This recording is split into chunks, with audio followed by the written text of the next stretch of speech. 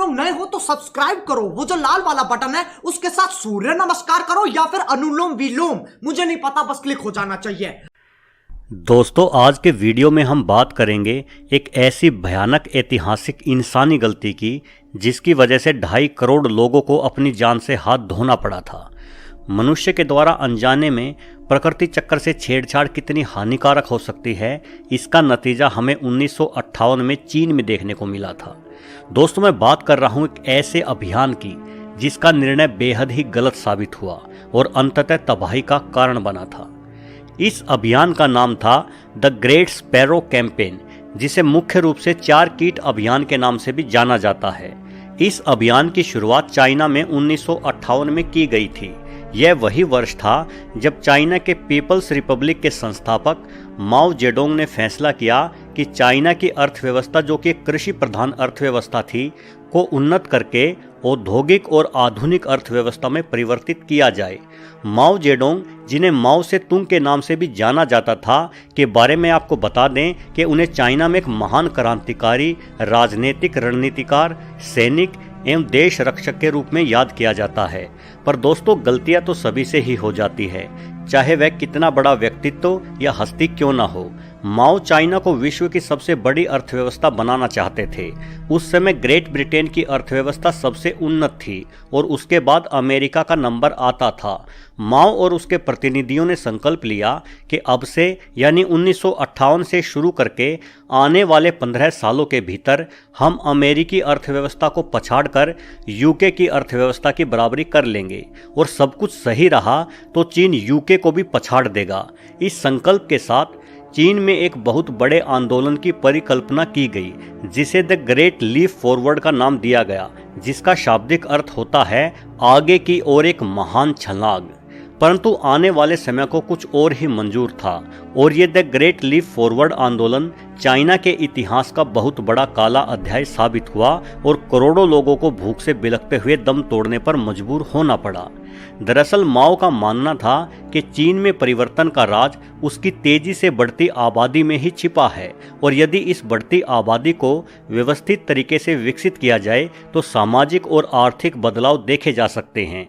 इसके अलावा फसलों को आय का अच्छा स्रोत बनाया जा सकता है, जिसके लिए कृषि भूमि पर अधिक उत्पादन की आवश्यकता थी, और उत्पादकता बढ़ाने के लिए नई सरकारी नीतियों को जमीनी तौर पर लागू करने का फैसला किया गया और शुरू किया गया एक विचित्र अभियान जो आखिरकार करोड़ों लोगों की मौत का कारण बना।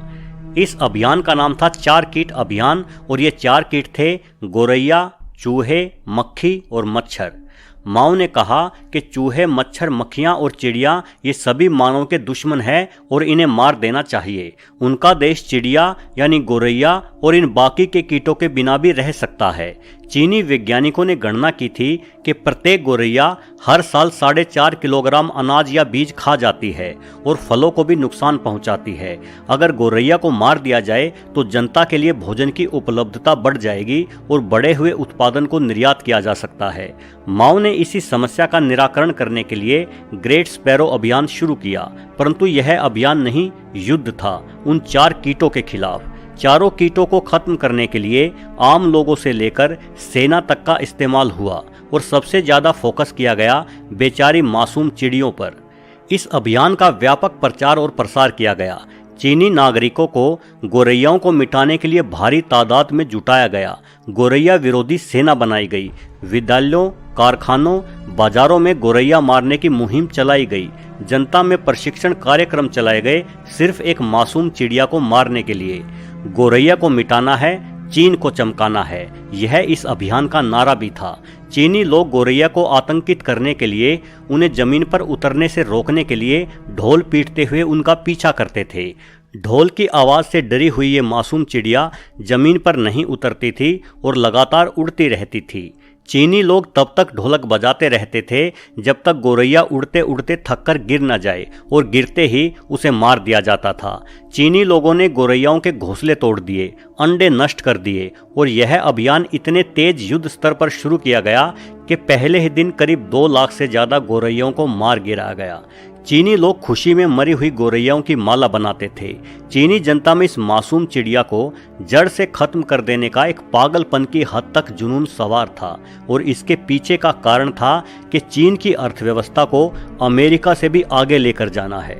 लगातार इस तरह के प्रयासों के परिणाम स्वरूप 2 साल के अंदर ही चीन में गोरैया की प्रजाति लगभग विलुप्त हो गई। लेकिन चीन के लोग सिर्फ यही नहीं रुके।